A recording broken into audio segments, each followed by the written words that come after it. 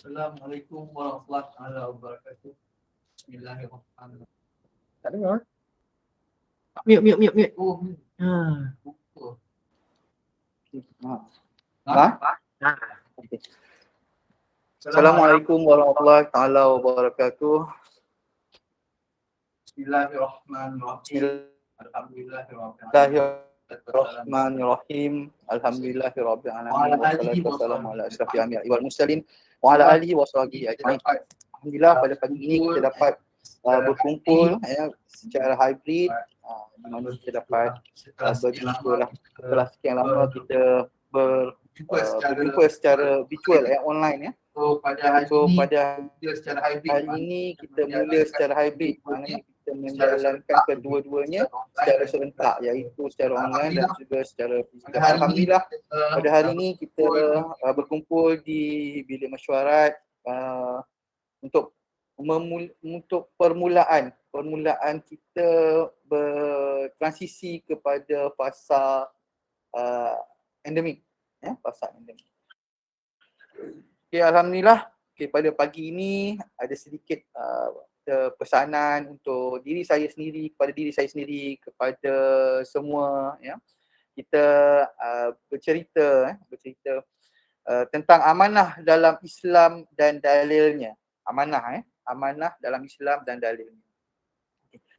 Amanah merupakan salah satu sifat mulia yang dimiliki oleh Nabi Muhammad sallallahu alaihi wasallam.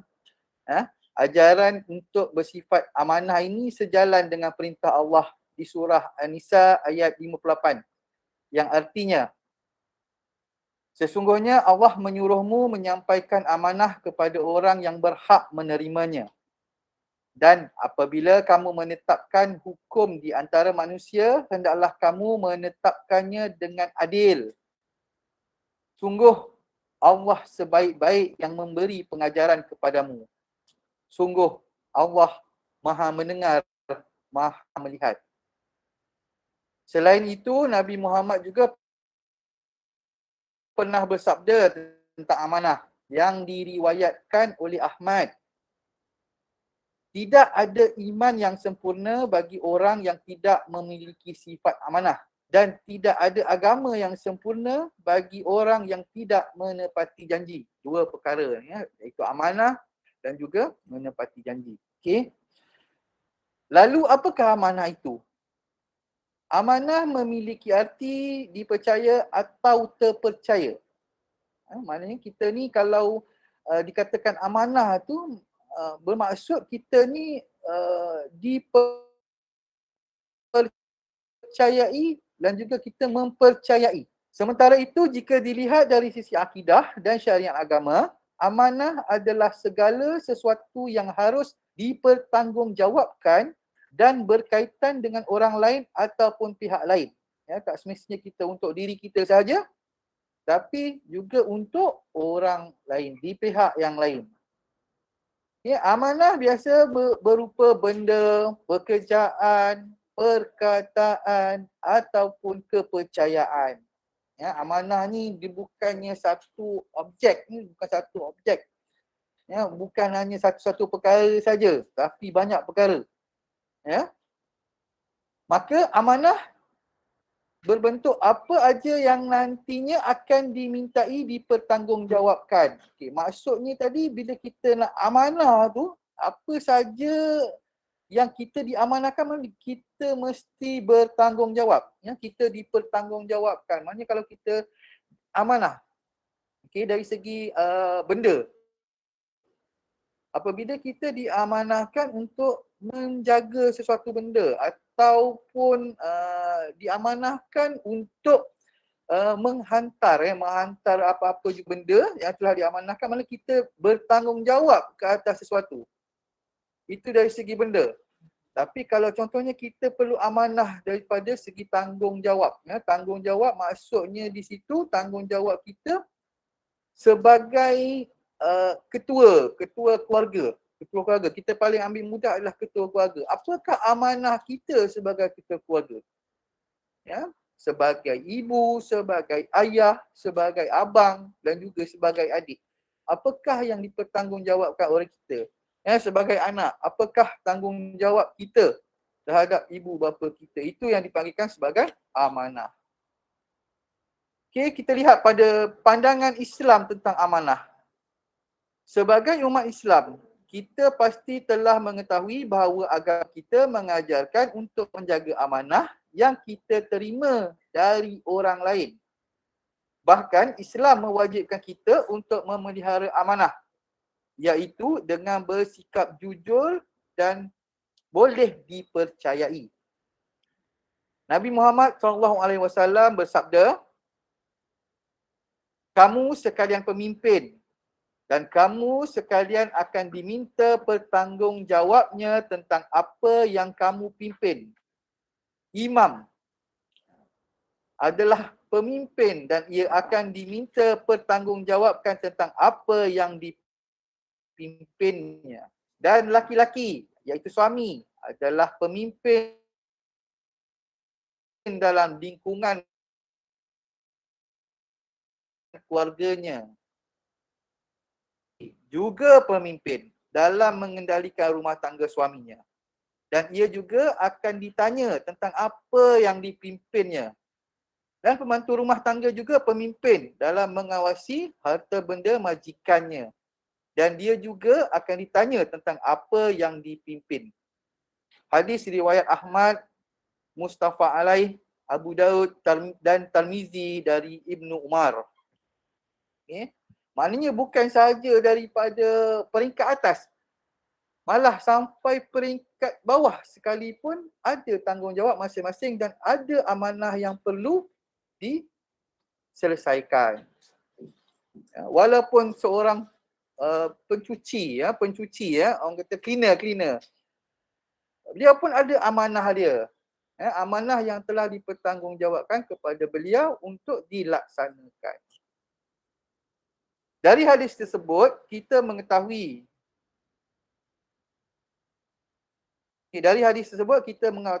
bahawa semua manusia adalah pemimpin.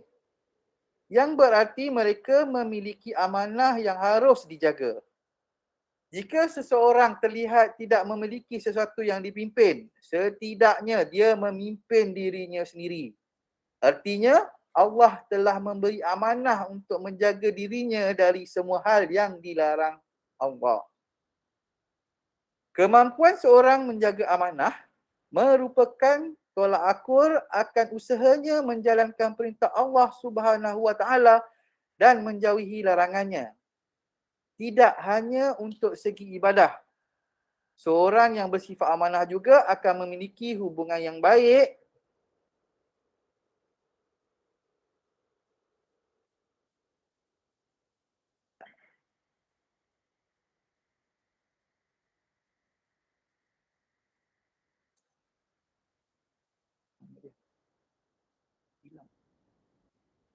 hubungan baik dengan manusia lain. Dia akan menjadi seorang yang dipercayai dan dihormati oleh orang-orang di sekitarnya. Allah menempatkan amanah sebagai satu akhlak yang memiliki kedudukan yang sangat istimewa bagi manusia. Bahkan, seorang yang memiliki sikap amanah menjadi kekasih Allah. Sebaliknya, seseorang yang suka mengkhianat sangat dibenci oleh Allah dan akan diperlihatkan kepada seluruh makhluk di hari pembalasan kelak. Hal ini tercermin dalam hadis diriwayatkan Ibnu Umar bahawa Rasulullah SAW bersabda, bila Allah menghimpunkan seluruh makhluknya dari generasi terdahulu sampai generasi terakhir ketika kiamat ditegakkan, maka kepada mereka yang berkhianat diberikan sebuah bendera sebagai tanda bahawa mereka adalah pengkhianat. Daripada hadis riwayat Muslim. Maknanya besok kalau kita seorang yang tidak amanah, seorang yang pengkhianat, kita akan bawa tanda. Tanda yang menunjukkan kita tu adalah seorang yang sedemikian. Ini daripada hadis riwayat Muslim. Amanah yang merupakan sifat mulia merupakan sifat yang wajib untuk dimiliki semua Muslim. Tidak hanya terikat dengan hubungannya dengan manusia, tetapi juga bersifat amanah terhadap semua yang diberikan Allah. Okay, dalam surah Al-Anfal ayat 27 Allah berfirman, "Wahai orang-orang yang beriman, janganlah kamu mengkhianati Allah dan Rasul, dan juga janganlah kamu mengkhianati amanah yang telah dipercayakan kepada kamu, sedang kamu mengetahuinya." Tidak hanya itu, dalam surah Al-Baqarah ayat 283 juga disebutkan tentang kewajiban bersifat amanah. Dan jika kamu sedang dalam perjalanan, sedang kamu tidak mendapatkan seorang penulis, maka hendaklah ada barang jaminan yang dipegang. Tetapi jika sebahagian kamu mempercayai sebahagian yang lain, hendaklah yang dipercayai itu menunaikan amanahnya. Dan hendaklah dia bertakwa kepada Allah, Tuhannya. Dan janganlah kamu menyembunyikan kesaksian, kerana barang siapa yang menyembunyikannya, sungguhnya hatinya kotor. Allah Maha mengetahui apa yang kamu kerjakan.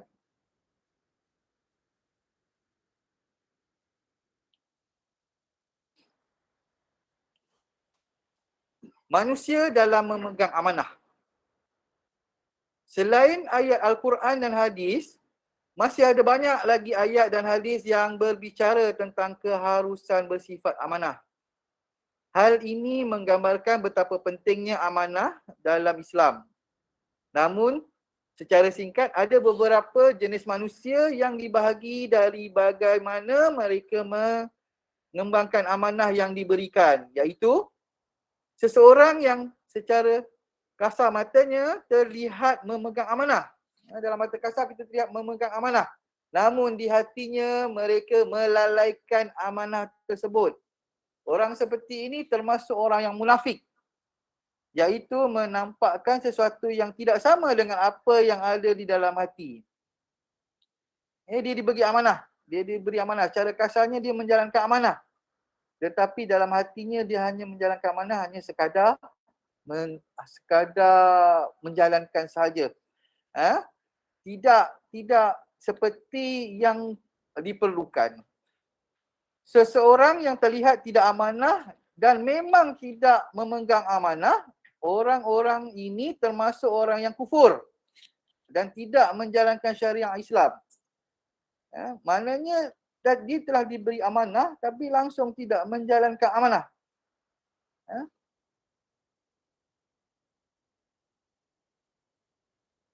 Yang ketiga, seorang yang menjaga amanah dan menunaikannya dengan sungguh-sungguh, mereka yang berperilaku demikian sesungguhnya orang yang beruntung kerana akan dicintai Allah dan mendapat rahmat-Nya. Ini seperti hadis Rasulullah SAW. Okay. Jenis dan tingkatan amanah. Tingkat-tingkat amanah. Telah dibahaskan secara singkat sebelumnya bahawa amanah tidak terbatas pada apa yang kita terima dari manusia lain ataupun makhluk lain. Seperti yang telah disebutkan dalam surah Al-Anfal ayat 27. Amanah juga mencakup perintah daripada Allah, hukum atau syariat agama dan lain-lainnya. Jika demikian, tentu kita tahu bahawa amanah yang kita terima dari Allah tentu memiliki kedudukan yang berbeza dibandingkan amanah yang kita terima daripada makhluk. Dari surah Al-Anfal ayat 27, kita mengetahui bahawa amanah boleh kita terima daripada Allah, Rasul dan manusia lain. Berikut ini penjelasannya. Yang pertama, maknanya tadi kita boleh terima diamanahkan oleh Allah, Rasul dan juga manusia lain. Yang pertama, amanah daripada Allah. Tengok amanah daripada Allah. Allah menciptakan manusia tidak lain hanya untuk beribadah kepadanya. Maka kita diberi amanah untuk menjalankan perintah Allah dan menjauhi larangannya. Kita wajib mentauhidkan Allah dan hanya beribadah kepada Allah. Dengan demikian, mengkhianati Allah dengan berbuat syirik, menyekutukan Allah merupakan perbuatan yang terlarang. Amanah ini merupakan amanah yang paling besar yang kita terima. Oleh kerana itu, kedudukan amanah ini ada di atas semua hal lain. Tidak boleh kita mendahului amanah-amanah lain yang mengganggu kita dalam menjaga amanah daripada Allah. Ya? Solat. Solat. Itu adalah amanah pada kita. Ya? Kita mesti meletakkan ini dekat atas. Berbanding dengan amanah-amanah yang lain. Ada prioriti dia. Okey, yang kedua, amanah daripada Rasul. Sebagai umat Muslim, kita juga harus memenuhi hak-hak Rasulullah SAW. Di antara hal beliau adalah kita harus mencintai beliau. Dalam sebuah hadis disebutkan bahawa Rasulullah SAW bersabda, tidak sempurna keimanan salah seorang di antara kalian sampai aku lebih dia cintai dari orang tuanya, anaknya dan seluruh manusia. Lalu Umar radhiyallahu anhu berkata, wahai Rasulullah, sesungguhnya engkau paling aku cintai dari segala sesuatu kecuali diriku. Lalu Rasulullah SAW menjawab, tidak sempurna keimanan salah seorang di antara kalian sampai aku menjadi orang yang paling dia cintai, termasuk dari dirinya sendiri. Umar radhiyallahu anhu pun menjawab, sekarang demi Allah, anda yang paling saya cintai termasuk dari diri saya sendiri. Rasulullah SAW menjawab, sekarang wahai Umar, imanmu sempurna. Selain itu, mencintai Rasulullah SAW, kita juga diberi amanah untuk beriman terhadap apa yang beliau ajarkan, memuliakannya dan membenarkan apa yang beliau kabarkan. Maka kita harus menjalankan apa yang telah beliau ajarkan dan teladankan kepada kita. Itu amanah dari Rasulullah. Amanah daripada manusia lain. Antara manusia.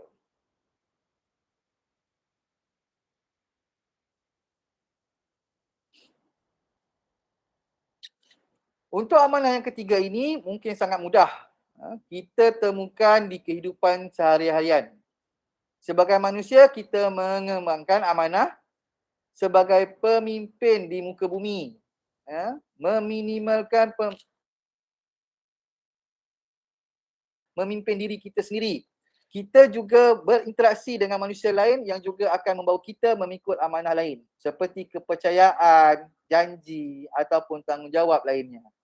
Semua amanah yang kita pikul ini akan diminta pertanggungjawabkan di akhirat kelak. Maka amat penting bagi kita untuk selalu menjaga amanah yang kita terima. Selama amanah tersebut tidak bertentangan dengan amanah kita dari Allah Subhanahu Wa Taala. Ini adalah amanah daripada manusia. Ya, maknanya hubungan kita antara manusia dengan manusia. Amanah.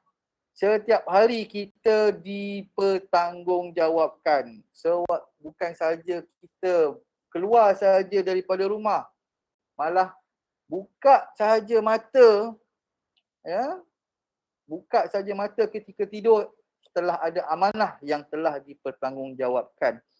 Ya, amanah daripada Allah Subhanahu Wa Taala, amanah daripada Rasul dan juga amanah daripada manusia itu sendiri.